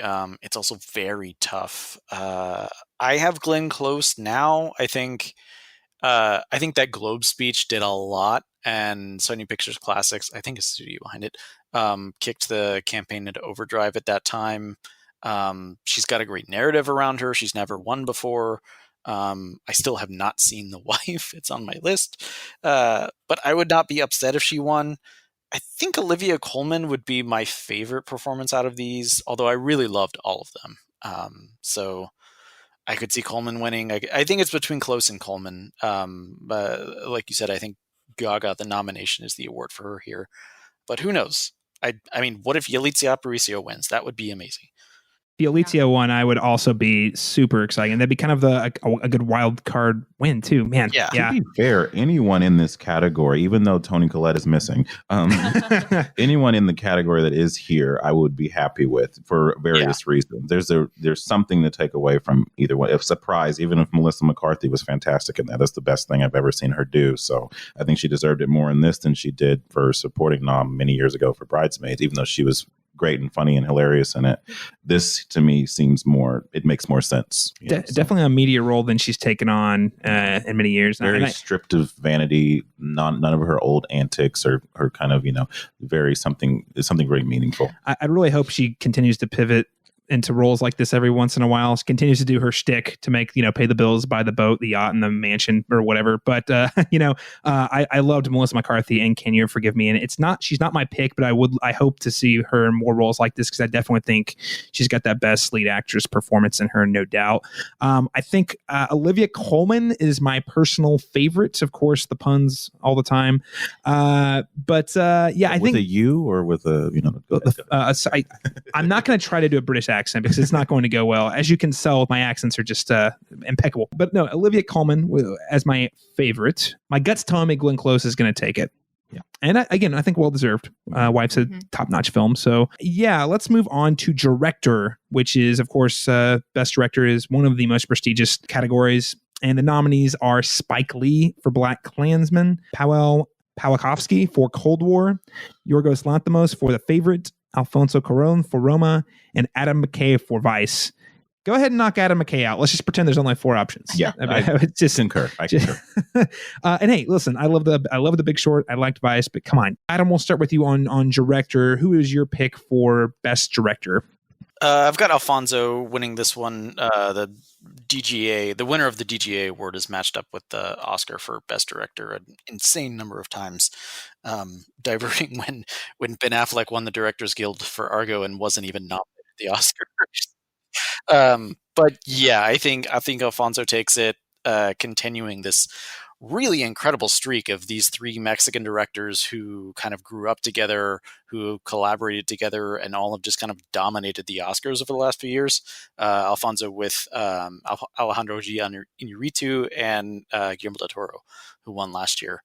And honestly, I think well-deserved. If I'm picking who should win here, I think what Alfonso does with the form in Roma is kind of insane. Like, I don't know anyone who would ever sit down and try and make a film that way or try and lay a film out that way. So it's kind of a miracle to me, the way he pulled it off and kind of what, the best director means to me.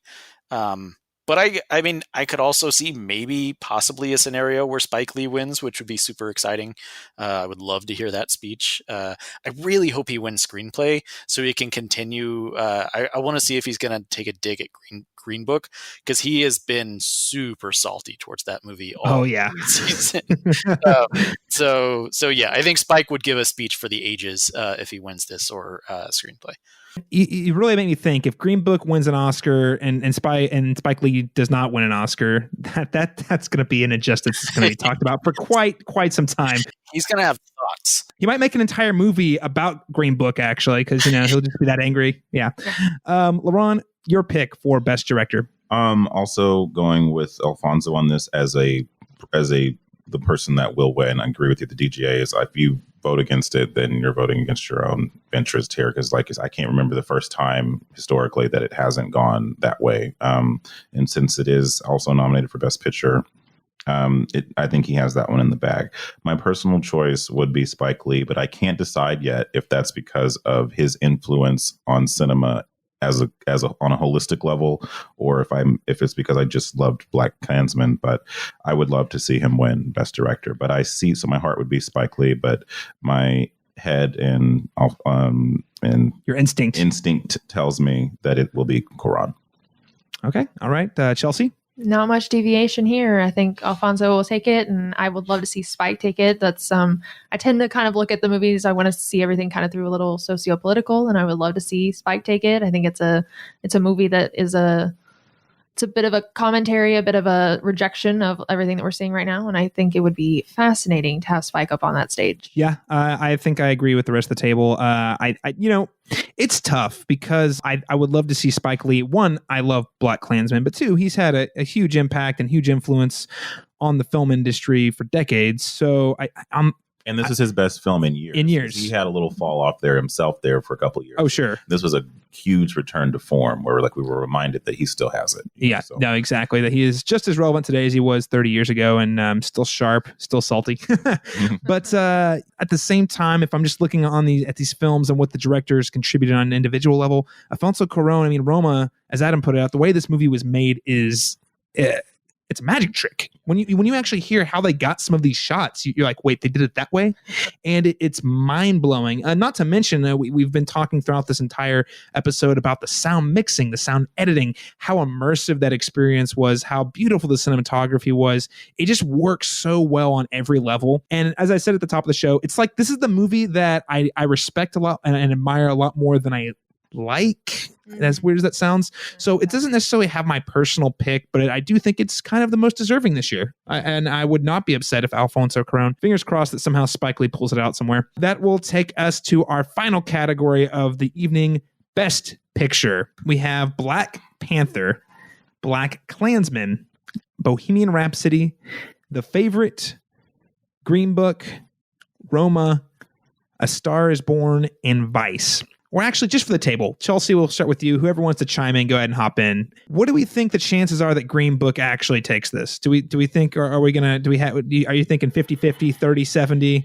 I mean, I think it's between Green Book, Roma, those two really. I think that's really where I feel like, I think at the end of the day, that's where I lean into. I mean, Black Klansman would probably be my dark horse pick, but I feel like there's actually a semi-high probability that Green Book could win.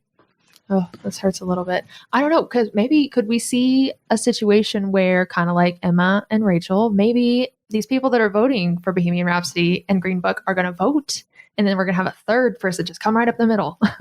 Cross our fingers. But I really don't. It does happen. I would love to see The Favorite win. I think that was my favorite. Roma, obviously, cinematic masterpiece. Alfonso's going to take it, and it's justly deserved. But I would not be surprised to see a Green Book win, because I just, for some reason, think that that's where the Academy, they want to go back in time a little bit. You blame Trump. I don't even know why, but I blame Trump. But something's not right in the world, and so it feels like it's trickled all the way down to us. We can't even enjoy our show. I think we're going to see the split of the Academy has invited all of these diverse voters in that they're voting in that, and that's why we're seeing so much diversity in our nominees. But I think that block that existed before these nominees came in is still going to be the stronger piece, and that's why we're going to see a film like Green Book win. Yeah, no, I think that's a great point. Most of the people I've talked to who adore Green Book or who have read some of their pieces tend to fall in that category, the more traditional, old school. A lot of them, not to get all about generationalism, but older Gen Xers and baby boomers and such. So I think that is a notable observation. LaRon, you're about to say something. I don't even know if I hate Green Book. I saw it And I enjoyed it when I first saw it. But I feel like my disdain for it comes from it being the shining, like the spearheading winner in every category, and then all these oversights, some films not even being nominated whatsoever. So I think my disdain comes more from things being omitted than Green Book even being celebrated. But I am hoping that this is like a 3 Billboard situation last year, which was kind of the one that everyone predicted. The quote unquote villain last year, like, oh no, we can't let this movie win Best Picture. The projected winner, and then it didn't win. It went to a worthy film, The Shape of Water. So I'm hoping that that's the scenario that's going to happen here, where all the way leading up to the last moment, we think that's the winner, and then it's going to be a surprise. But my thing is I don't know what the surprise would be, because I don't necessarily see it being Roma. I don't necessarily see it being the favorite, and only 4 movies in this category I even think that should be nominated. So it's a wild card for me. I just want anything but Green Book and Bohemian Rhapsody to win. Even if A Star Is Born won, I'd be fine. I could live with that. I could live with that. It again, I enjoyed it quite a bit. But I think probably the most important one would be Black Klansman or The Favorite. That would be in an ideal world, seeing one of those 2 win. So, do you think Roma stands a chance? I think because Roma is nominated for foreign film, the energy will go there. It'll all fall there, and I think it being nominated for Best Picture is just a testament of how great it was and how much it reached different demographics, and across. So the fact that you're saying you're suggesting maybe from the perspective of an Academy voter, perhaps, wow, we're going to give it Best Foreign Feature, And the fact that we even nominate it for Best Picture is the honor that it would made it that far, but not necessarily good enough to also win Best Picture. No, I don't see it winning. Okay, so that's what you're tracking. Okay, Adam, what do you think for Best Picture? Where are you going to come down on Best Picture winner and your pick? I actually have Roma winning. Okay. I agree with you. I think it's between Roma and Green Book. Best Picture is tough because they use this preferential ballot in which voters rank the nominees from 1 to 8, I guess, this year. So movies that are highly divisive don't tend to do as well. But I was thinking about Roma, and even the people who don't love it appreciate it. So I feel like it gets a lot of, if not number 1 and number 2 votes, it gets a lot of number 3 and number 4 votes. Whereas something like Green Book could potentially land at the bottom of a lot of people's lists. Same with Bohemian Rhapsody. Although I think we've seen that narrative that Green Book is divisive maybe is more prevalent on the internet rather than with voters. So maybe Green Book does perform better, and that's why I think Green Book does have a shot at winning Best Picture. But for me, it just comes down to that preferential ballot and the fact that I think Roma is going to place pretty highly on a lot of people's lists. It's hard for me to justify putting something else up there when I'm looking at my ballot, because I have Roma winning director and cinematography and foreign language film. Although I don't necessarily think, I mean, it's certainly possible, but I don't necessarily think that Best Foreign Language win it excludes Roma from winning Best Picture, again, because you're ranking it. You're not just picking one film when you're voting for Best Picture, but that could lead people to say, well, I voted it in Best Foreign Language, so I can put it at number 5 or number 6 and maybe boost Black Klansman higher, which Black Klansman has performed really well. Roma has the BAFTA, which also uses the preferential ballot. If Green Book had won at the BAFTAs, I think I'd be more prone to picking Green Book here. A Star Is Born just crashed and burned, and that was my favorite movie of last year. So if we're talking about preference, that would probably be my favorite. But I'd honestly be happy with Black Klansman, Black Panther, or The Favorite, Roma, or A Star Is Born winning. I'd be less happy with Vice and Green Book winning, and I'd burn the entire town down if Bohemian Rhapsody won. So. Watch out, Tulsa. That's what I'm saying. Oh man. Yeah, I actually agree with you, Adam, on Roma being the winners for the reasons you stated, both the preferential ballots and the voting.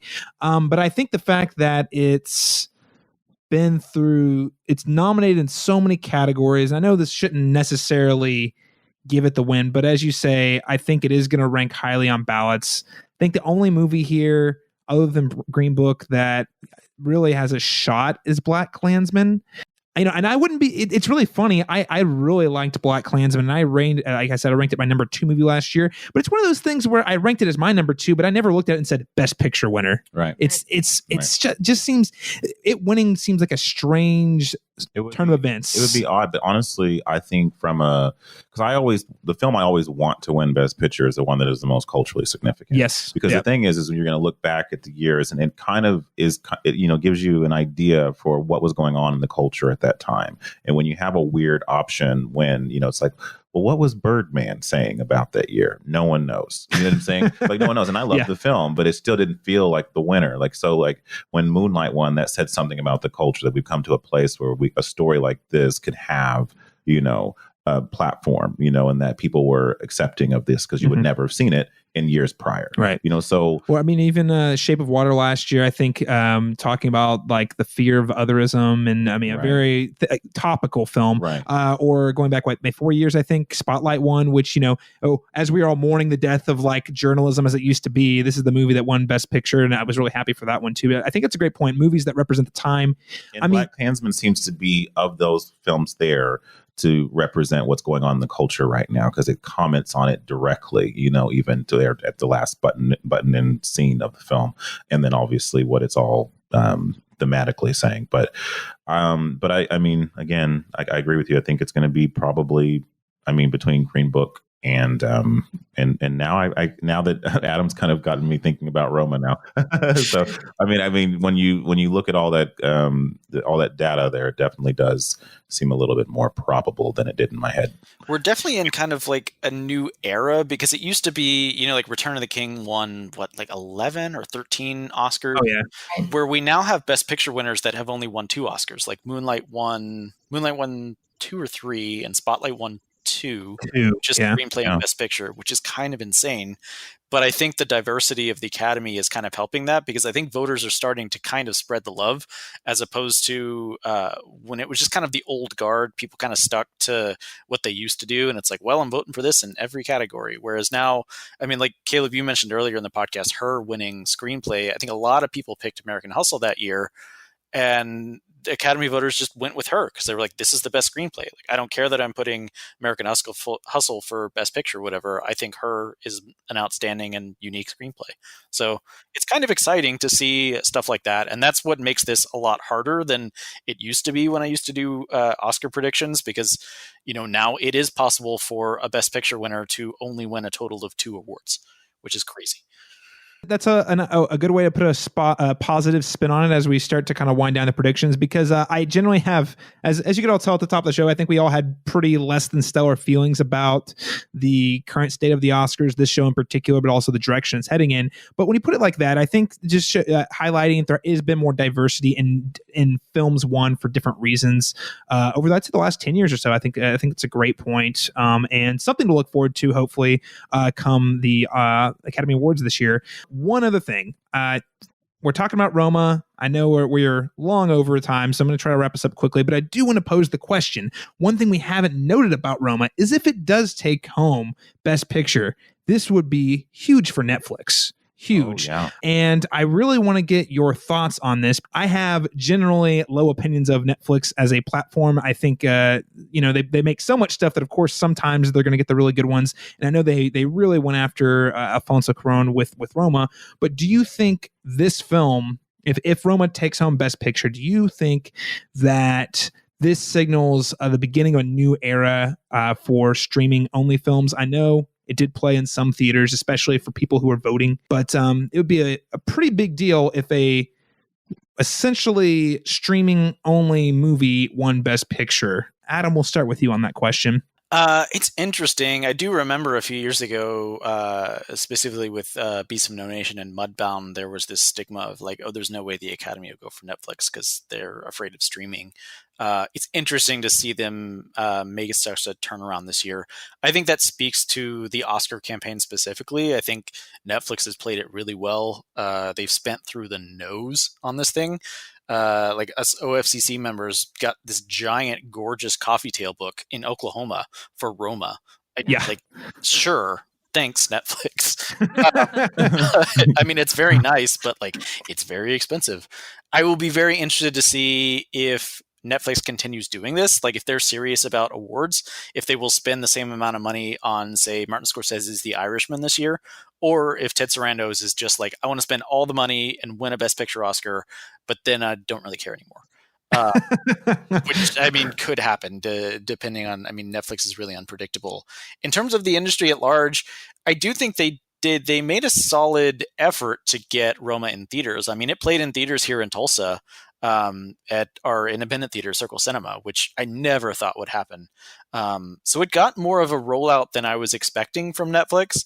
But I do think it'll be interesting. I do think, especially a lot of these younger voters are now kind of living in a world where the majority of the content they consume is through streaming and through online. And I think Netflix with Roma, well, I think Mudbound was worthy too, but with Roma, they're finally getting recognized for releasing an original film. So whether that shakes things up significantly or not, I mean, Amazon had great success with Manchester by the Sea a couple of years ago, but of course they do a much more robust theatrical rollout. I'm interested to see how the theatrical exhibitors respond. I think that these next 2 years are going to be really interesting in terms of seeing if the theaters are going to basically flinch and change their rules and say, okay, you can put your movie in theaters, as soon as it's on streaming, which they generally do not want to do. So that's a long-winded way of saying I don't know. But, yeah, all great observations. I really, especially with the the streaming platforms from both Warner Brothers and Disney rolling out later this year, this seems like a different conversation. But I really do feel like that relationship and that competitiveness between streaming platforms and the theaters is about to get a lot more interesting in the next 18 months. So, Chelsea. I think we had they had such a negative response in terms of Mudbound and everybody not getting nominated because they were Netflix, that they went in so hard with Roma, and they're already talking about next year. I mean, they're already talking about how they're positioning the Zac Efron Ted Bundy movie, and they're already talking about that theatrical rollout. And I think that if Roma doesn't win, are we going to see Netflix, instead of pushing and continuing to expand their envelope into theatrical, are we going to see a pullback? Yeah. And I mean, but they're going to lose the Disney money because they're getting ready to roll their platform out. So, I mean, they're already yanking Marvel and all that.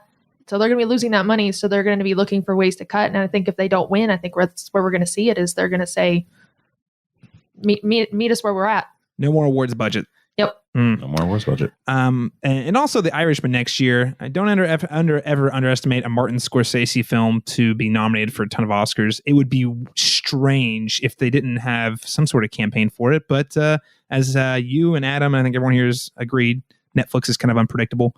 Laurent, you want to close us out on this particular question? I'm such a traditionalist, so like, I mean, I want people to go to movie theaters. That the experience of going to the movies is part of my love for cinema. So the idea of us gravitating towards Netflix-based, released films, it just says to me that they're going to be forcing us out of the theaters, and at some point, we're not going to be able to enjoy that experience the same way. Not the same types of films going to theaters. I mean, so. But that being said, that just is indicative of my age, and so we're gravitating towards that millennial age where people want to see more things, more content streaming. So I will be watching back with this with apprehension, I'll say. So okay, but all right. I do really think that maybe Ted Sarandos, the Netflix, they get the one Oscar, and then he's like, all right, we did it, guys. We're good. Yeah. I think that the one problem there is then Scorsese's like, well, all these filmmakers that they're working with are like, you did it for Cuarón, why not me? And if they want to stay in business with these filmmakers, they're going to have to continue doing that. I could very easily see David Fincher setting up his next movie there. News broke earlier today that Spike Lee's next movie is at Netflix now. So if they want to keep these filmmakers happy, I think they're going to have to continue with some sort of theatrical release strategy or presence. And I was very happy that the big thing that they changed on Roma was that they put the movie in theaters before it was on streaming. And I think if we can move closer towards that, we'll finally find some sort of happy medium. Because the truth is, Netflix is producing movies that studios are not making. Like, I don't know if any of you guys saw Velvet Buzzsaw, but that movie's insane. Yes. And would have like the worst cinema score ever if it was in theaters, and no one would go see it. So I'm happy they're making movies. I wish they were making a better effort to put them in theaters. Yeah, wholeheartedly agree. And just to close out on that note, I just want to throw out there that I think Amazon's got that strategy down pat. Put it out in theaters first for a limited run, and then switch it, then release it to your subscribers on your streaming service later. One small note: the Black Panther being the first superhero movie to be nominated for Best Picture. I think that's also something that are we just chalking that up to like the award again? Is that it is nominated. I wanted to be more excited about that, and for some reason when they announced it, I was like, okay, man, it's and tough. I liked it fine, and I liked the film quite a bit when we saw it, but I just feel like it finally got the nomination, and it's like, this isn't exactly the superhero movie that I would want it to be nominated for the Oscar for Best Picture. Years ago, we wanted The Dark Knight. Sometime later, you said Logan would have been a good option, right? And finally, we get it, and it's like Black Panther is obviously topical because of from a cultural standpoint, but it does feel like still, I don't know. This is the one that they finally settled on. I think that one maybe was because potentially Marvel the Academy kind of played their hand with announcing the popular film category. So we knew that they were looking to get that nominated. So I think the excitement was already cut a little bit. Yeah. Yeah, it's tough because I think history. It is an important film. It's it is significant and it's an achievement. It's not my favorite superhero film of the year, and I think you raise a great point. I mean, the reason we have 10 nominations anyway is because there was such a huge backlash. Or one of the reasons I should say was there was a huge backlash, for The Dark Knight not getting nominated, and then we really hadn't seen too many good superhero pushes since then. So this being a nomination, I feel like I should have been more excited. And Adam, I know I saw that you like this movie quite a lot, so I want to get your thought. But I kind of summing up my thoughts is. There was such a demand for it. I almost feel like the mentality of the Academy, it felt like, oh, we want to get more people watching this show, and we know you people want to watch it, so we're just going to give it to Black Panther. So instead of feeling like this big historic, like well-earned thing, it kind of felt like a phoned-in token nomination. Which at the end of the day, I just want to point out, comes all at the cost of the movie. I think it's more about the conversation around the movie and how the Academy is treating it, and less about the movie itself. I think it's a fine movie. But you're right, it didn't land with quite the impact I would have hoped. Adam, anything you want to add on that? Yeah, I think there was maybe a sense of inevitability to it because we reported back in March of last year that they were mounting an awards campaign, and as I continued writing about the film throughout the year last year, all the Marvel and DC bros came at me saying there's no way it's getting a Best Picture nomination, it's not deserving, blah, blah, blah. And I was like, it's probably going to happen. And I just kept saying that. So it just felt like something we had been talking about a lot. But I will go to bat for that movie. I do think I really liked that movie when I first saw it, but it was on subsequent watches that I really came to really appreciate the depth that Ryan Coogler put into it. I mean, it's dealing with issues of isolationism and morality and what does it mean to be a just and moral country. I mean, it's not just a superhero movie. And so that, to me, I mean, aside from, yes, obviously the cultural importance of it, but I don't necessarily think that's the only reason that it got in. I do think it is a pretty exceptional film, and I think that's reflected in a lot of the craft categories. I mean, you've got Hannah Beachler nominated for Best Production Design, which is pretty great. Ruth Carter nominated for Best Costume Design. These specific craft categories really recognize the film. And it's something you were saying earlier about the score for this movie. I think something that Ryan Coogler did that no other Marvel movie had done before, and credit to Kevin Feige and the people at Marvel for letting him do this, but they allowed him to choose his own department heads. So he chose Rachel Morrison to be the cinematographer, even though she had never shot a superhero movie before. If you look at the credits for a lot of the Marvel movies, a lot of them have the same cinematographer, they have the same production designer, they have the same costume designer.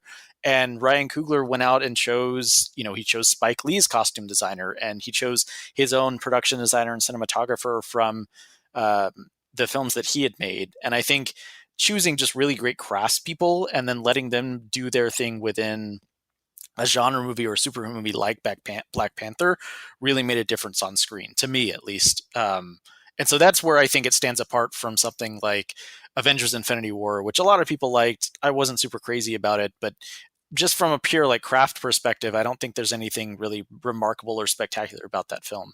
But Black Panther, to me, it just feels every frame you can feel like Ryan Coogler is saying something. Every frame is very meticulously thought out. Whereas you watch like Captain America Civil War and it's like, oh, the second unit had a really great time shooting this entire scene. So Yeah. You're among friends here. You're among friends. We all, whenever you said you didn't care for Infinity War, all of us kind of nodded our heads and did the thumb down signal. No, I was not particularly partial to that film, and I think of the Marvel Cinematic Universe films, Black Panther 1 is one of the best Marvel Cinematic Universe films, hands down, and easily the best of the year. So I don't want to take away from it, or I don't want anyone to walk away thinking that we didn't like it.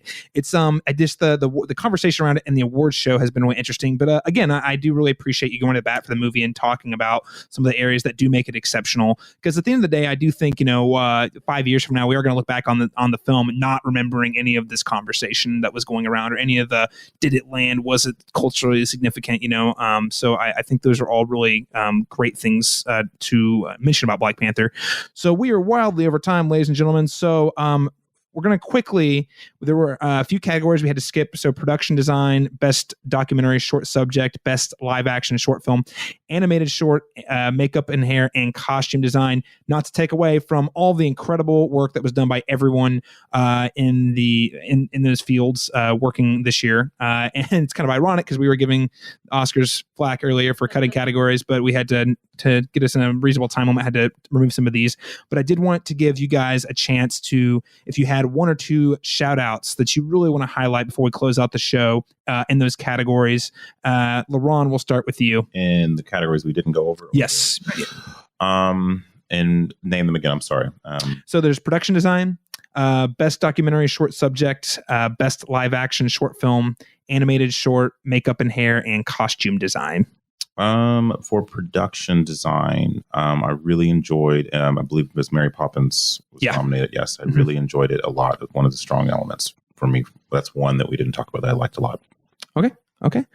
Chelsea, any that you want to make note of? Yeah, I would love to totally hit on makeup and hair and costume. I think that the two costume dramas that we saw in this one, we had Mary Queen of Scots and we had The Favorite. I think that the costuming that came out of both of these was really progressive for one of these movies, because we typically see the dresses and things are a little bit more, they're more risque, and we were actually seeing very period appropriate with the ruffs and the larger cut dresses. And I was like fascinated because I love everything to do with Tudor history. So like I was utterly fascinated with these movies, and I just props all around to the costume and the makeup and hair in these movies, because they really think they hit it on the nose with those. Yeah, Mary Queen of Scots is probably the best looking movie made this year. Not the best. It was definitely a problematic film for me, but I think the look of that movie and the detail in that was fantastic. For sure. I loved it. Yeah. Between set design and then, of course, makeup, hair, costume. I actually agree. That was not a movie I was crazy about. I thought the performances were stellar, but although neither of them were nominated, neither of the leads, I should say. But makeup and hair and costuming, A++. Adam, are there any other of these nominees you want to bring light to before we close out the show? Yeah, production design. I have The Favorite winning that one, and I really love the production design in that film. I also think the production design in Black Panther is really impressive. I don't think Roma will win, but I wanted to note, and this is one of the reasons I lament the loss of physical media. Apparently, and I didn't know this, so in Roma, those scenes where the characters are like running down the street and you're seeing all these shop fronts and everything, they just built all of those sets. Like they were not allowed, they couldn't shoot in the streets of Mexico City because it looked different than it did at the time. And all of that was built completely. I think that's something that Netflix hasn't pushed very much. I would love to watch. Again, it upsets me that Netflix doesn't release their films on Blu-ray, because I would love to listen to an audio commentary or watch a behind-the-scenes featurette showing how they did that. But like that kind of blew my mind when I learned that. I think it was Guillermo del Toro who revealed that they just like Alfonso just built all like the house, the street, the cars, the street signs, the shop fronts, all of that was just built from the ground up, which I think is pretty insane. between the set design and I want to say like several of those scenes where you saw large groups of people, that the timing on how those very sequential events unfolded with such large groups of people, again, just an all around super impressive production. No doubt. Very convincing, very immersive. That's a really good tidbit about the sets. I did not realize that. And wow. They got able to build their own town to shoot in. That is impressive. The biggest one I want to hit on was Mary Queen of Scots. Although I do think I want to echo Adam that Roma did have very impressive production design. And just go look up these other categories. I'm going to post them all in the show notes. I really hope that everyone can take a chance to look at production design, best documentary short subject, best live action short film, animated short, makeup and hair, costume design, just to see the awesome work that's done by people who often don't get spotlighted very often in the film industry. Okay, so I think that'll about close out our show. We're wildly over time. Thank you all so much for joining us today. I do want to give you each of you a chance to talk a little bit about where people can keep up with you online, or maybe learn more about some projects you're working on. Adam, where can people keep up with your work on the internet? I am the deputy editor for the website collider.com, film and television news, reviews, interviews, exclusives, blah, blah, blah. I'm writing there all day, every day, weekends, nights, all the time. I'm never offline. So you can find plenty of musings over there. All right. Chelsea, where can people keep up with you online? All right. People can check out me at geekgirlfeatures.com, or you can also follow me on Twitter at CinephileChels. So you're going to get a whole dose of a little bit of entertainment, a little bit of politics, a little bit of something else. So come visit. Supernatural. Right. Supernatural, yes. Laurent Chapman. So I know a couple things. Firstly, yes, sir. Tell folks about the project and the fundraiser you're doing right now, and then let folks know where they can keep up with you in the movie online. Oh, yes. I am currently crowdsourcing and funding my second feature film titled Freaky AF, a spin on the Freaky Friday body swap genre. It is a kind of a political satire where a closeted 20-some-odd gay character swaps bodies with a bigoted middle-aged Trump supporter who disowned his son for the very same reason. So it's a comedy, and it will hopefully ruffle a couple of feathers, because that's my intention. Excellent, excellent. Are there? You guys have an Indiegogo. We have an Indiegogo going active right now for the next 30 days. So definitely check that out. There's a lot of cool perks there on the site. Also, you can follow any updates on the production of the film at facebook.com/freakyafilm. So, yes. Excellent. Awesome. And of course, you can keep up with more of our podcasts and written essays over at thecinemetropolis.com. And of course, this is the Cinematic Schematic, the official podcast. And you can hear our podcast, including past and future episodes, where your podcasts are found, particularly on Apple Podcasts. And if you enjoyed this conversation we had here today, make sure to head on over to Apple Podcasts and leave us a rating and a review. And of course, you can find the Cinemetropolis on Twitter and Instagram at the Cinemetrop, or on Facebook at facebook.com/the Cinemetrop. And lastly, you can find me tweeting about film, television, video games, any of that good stuff, and likely live tweeting the entire Oscar ceremony on Twitter at CMastersTalk. That's letter C, Masters Talk. Adam, Laurent, Chelsea, thanks so much for joining the Cinematic Schematic this month. It's been a real pleasure talking about the most exciting time of the year for film fans with you guys this year. And the Oscar for Best Podcast goes to... It's untelevised, but it goes to you, sir.